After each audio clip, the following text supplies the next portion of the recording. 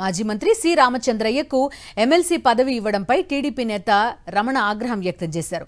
గత ఎన్నికల్లో టీడీపీ విజయం కోసం ఎంతో కృషి చేస్తే 2 నెలల ముందు పార్టీలో చేరిన వ్యక్తికి ఎమ్మెల్సీ ఎలా ఇస్తారని ప్రశ్నించారు. దశాబ్దాల తరబడి పనిచేసిన నాయకులను గుర్తించాలన్నారు.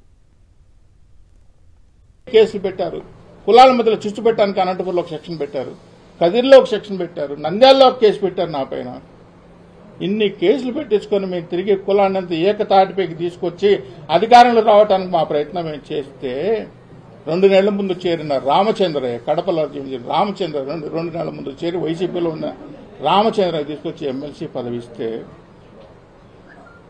మొన్నటిదాకా చంద్రబాబు నాయుడు గారిని తిట్టిన రామచంద్రయ్య, తెలుగుదేశం ఎన్ని పదవులు ఉన్నాయో 2 సార్లు రాజ్యసభ, ఒకసారి మినిస్టరు, తర్వాత ప్రజారాజ్యం పార్టీలో అక్కడ మంత్రి, ఇన్ని పదవులు అనుభవించిన రామచంద్రయ్య మళ్లీ మీ పార్టీకి 2 నెలల ముందుకు వస్తే ఇప్పుడు మళ్లీ మీరు ఆయనకు ఎమ్మెల్సీ పదవి ఇస్తే నాకేమైనా వ్యక్తిగత విరోధాలు ఏమీ లేవు, వ్యక్తిగత కక్షలు నాకేమీ లేవు.